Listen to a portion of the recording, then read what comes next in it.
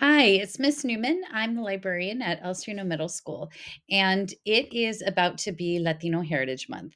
And here at El Sereno, we are working on a project where we are talking about heroes, either in our personal lives, like in our family, or public figures, scientists, athletes, entertainers, politicians, people who have a Latino background.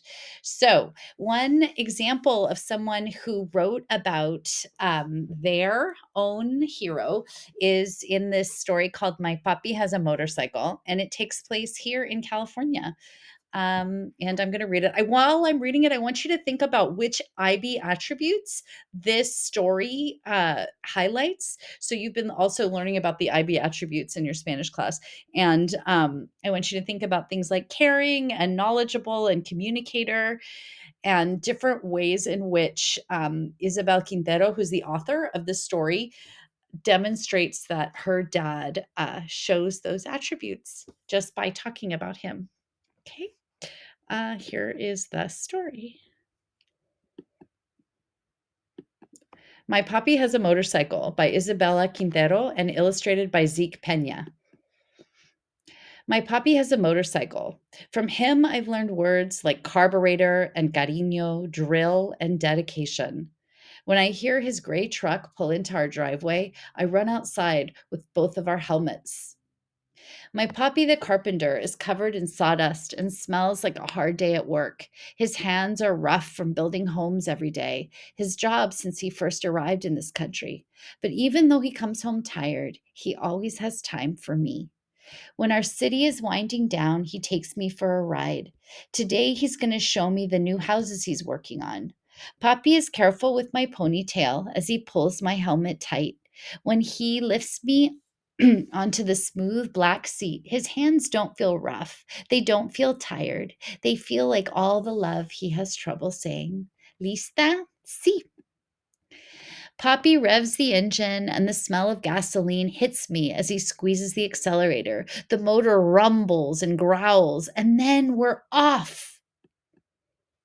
The shiny blue metal of the motorcycle glows in the sun. The bright orange sun is on its way down, turning our sky blue and purple and gold. We become a spectacular celestial thing soaring on asphalt. A comet, the sawdust falling from Poppy's hair and clothes becomes a fall, becomes a tail following us. Papi zigzags through the streets. We pass Abuelita's church and Tortoria La Estrella and stop for stray cats crossing in front of us. Mommy thinks there's too many of them, but I think there's just enough. We pass Joy's Market where Mommy buys my gummy bears. Mr. Garcia, our librarian, is walking out the door and nods at us. We nod back.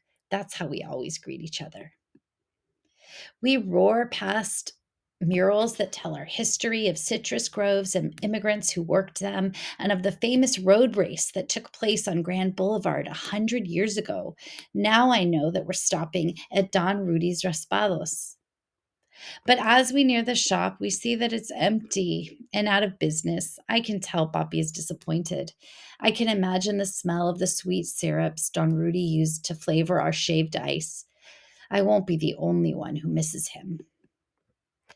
As we ride on, I feel and hear everyone and everything we pass by.